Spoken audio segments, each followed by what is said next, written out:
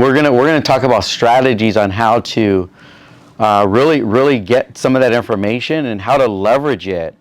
When we do it this way, you're gonna find them even more compelled. Okay, like they want to be more committed to you because you become such a big part of like an asset to help them buy this home. Okay, and that's great. That's great when you get a qualified buyer, right?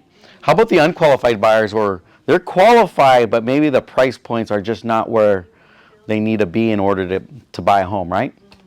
You have some of those. I have almost all of them. All of them. Yeah, so that's why it's been a bit discouraging like the past few years. Also because I was busy with like graduating, trying to graduate. Where did you graduate from? Wholesale. Oh, nice. Okay.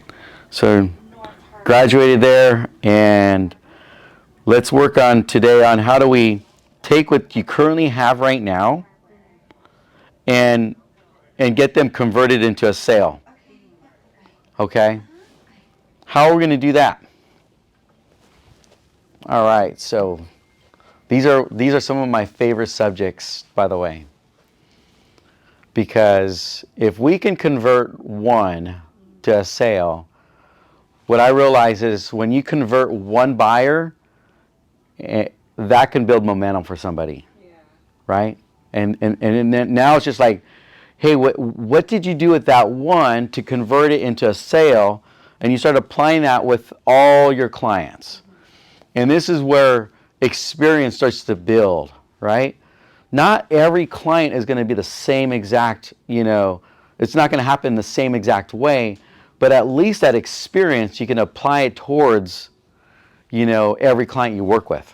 Does that make sense? Right? So let me go back over here. I had a couple things here. Let's see. Okay.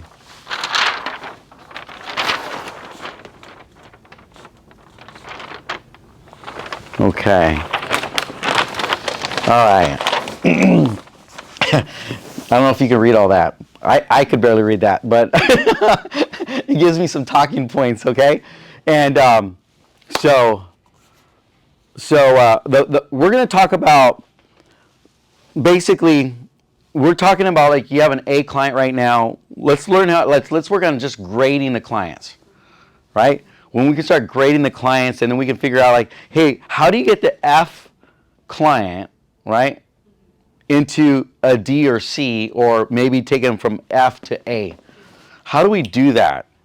Okay, so let's see here.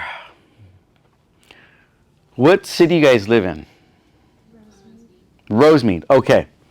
So just imagine this line right over here is a freeway. Okay? And I'm going to say this is Rosemead. And this is like the high desert, Victorville. This is even further east. I put SB for San Bernardino. Down over here is kind of like Corona area, right? So having a good picture of where the market's at in these different areas as far as price points is super helpful. Okay, so if you're just getting started, the very first thing I want you guys to work on is where's the price points in all these areas. And the cool thing about the internet, you can just jump on there and find all these different cities and get really good at the different price points and locations, okay? Because in these price points, there's like hidden pockets of lower valued properties. Like if you just look at Rosemead, not all Rosemead is $1 million. You're going to find little pockets of Rosemead that are more entry level. Every city has them. Go to Fullerton, same thing. Around here, I would say the average value is probably 1.2 to 1.4 million. But then if I go 2 miles, west, I'll find some that are 700,000, 800,000. And if I go further west, where it starts borderlining Anaheim, I get into neighborhoods that are lower Anaheim and lower Fullerton, right? So getting good, really having that knowledge as a realtor, knowing where all these price points are, within the actual city. So if I look at Rosemead, there's got to be at least 20 to 30 cities going this way and that way, or more. So studying the values in these different markets. And I know people, that's one of the first things that they would do almost every morning before they even get ready to make calls, is they open up the map and they start studying the different areas, okay? And when you have access to the MLS, it makes it that much easier, or some sort of system that way where you can actually sort by price point, right? And I would look at the lowest price points in those markets, okay? The lowest price points in that markets. Now that you've got a good idea of where the market is in the neighboring cities, then you're thinking about, okay, this buyer that wants to buy in Rosemead, he's not qualified, or that person's not qualified to buy in Rosemead. However, if I can get him to go out to Victorville or San Bernardino, he can buy. Is this making sense so far? And I get it. A lot of times the client will be like, well, I don't want to move to San Bernardino, or I don't want to move to Victorville, Corona, because their dream is to buy in Rosemead for whatever reason it might be. Maybe it might be just because, the parents live in Rosemead, or they grew up in Rosemead, they lived in Rosemead. Everything evolves around Rosemead. But one thing that I understand, and one thing that you guys want to understand, what is a real dream? Is a real dream home ownership or renting? Is a real dream staying in Rosemead and never buying, or is a real dream getting keys to their new house? Right? And this is where buying is a process. So just think about it like this. This line right over here, it's an imaginary line, but just imagine that imaginary line is a process of buying a house, right? They start off here when they first meet with you, and then when they actually buy somewhere right over here, that's when they get the keys to their house.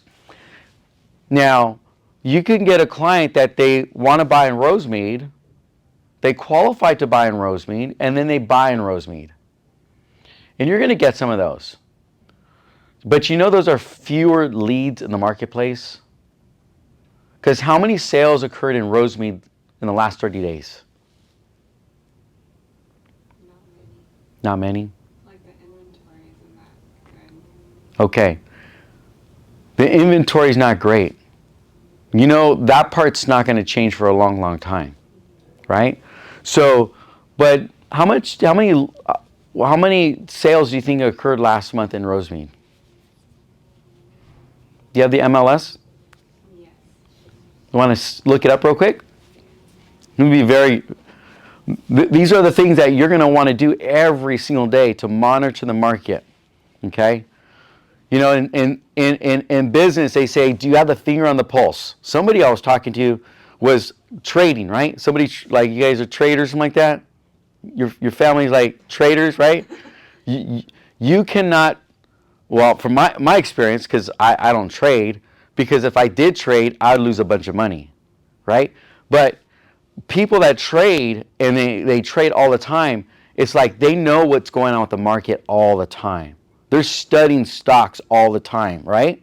So I just want you guys to picture that your inventory or your stock is now in real estate, in homes, in values of homes, prices of homes. How many homes were sold last month? How many homes are sold or on the market right now? How many homes are pending in your market? Okay, so when we look at it that way, I'm going to wait for Sydney now, okay? 7 last month. How many realtors are in Rosemead? More than 7, right? Yeah. Okay. So, do you see what realtors have to become really great at? What they have to be great at is yes, we're looking at a very small market, micro level. But in reality, most buyers, what's more important to them is not the actual area. What's more important is them buying a home. But it doesn't start off that way. You know, if I talk to a friend of mine and they're trading, they're like, oh, my favorite stock is Tesla. Well, and I say, well, what other stocks do you trade in? And they give me a list of 100 others that I've never even heard of. But they started off with Tesla. Is this making sense? And then they gravitated to other stocks. So just imagine, like, the same thing in real estate, okay? The same thing in real estate is that you want to know the market in those areas, okay? And you want to know the surrounding in those areas. How are you doing today? I'm good, how are you? Good, excellent. What's your name? Kenny. Kenny, nice to meet you, Kenny. All right. How long have you been in real estate for? About 3 years. 3 years. All right. Come on. That's awesome. Well, we're going over just some what to look for, you know, in terms of when you're working with a buyer. First things first, know the inventory. Okay. Buyer's agents that I've coached and trained. If I look them up right now, they're selling 30, 40 transactions. Okay? How are they selling that many houses when every city, we're just looking at Rosemead, they had 7 sales last month? If they got a lead in Rosemead, they could be one of the 7 sales. Could. The probability of that, what do you think if it was 100% high probability, 50% low probability? Is probably on the lower end of the, if somebody got a lead in Rosemead, it's probably a very low probability that that person that's selling 30, 40 buyer transactions a year right now, even if they wanted to buy in Rosemead, the odds are very slim, right? Okay, so now we're talking about grading the leads, right? A lead, B lead, C lead, D lead, F lead. Do you know this has nothing to do with their credit? I'm not talking about their credit. Okay? Us as loan officers, we look at their credit. And even at looking at their credit, we're not grading it by credit. How do you think we grade these leads? And how do you think you should grade these leads? Motivation. How do you determine their motivation? You know, we can ask them questions like, hey, do you plan on making a move in the next 3 to 6 months? What if they all your leads says yes? All the leads that you probably talked to, Sydney, they probably all said, absolutely, Cindy. You find me at that house, I'm gonna move like that. And then you're like, but they're not moving, Dave, right? They're not buying. Okay? Do we put that person in the F category, D? Because they all answered the question, they want to move in the next 3 to 6 months. You see, when we ask a question like this is very surface level talk. And what we're going to talk about today, okay, for the next hour and a half, we're going to talk about how to talk to people, but how to get them compelled.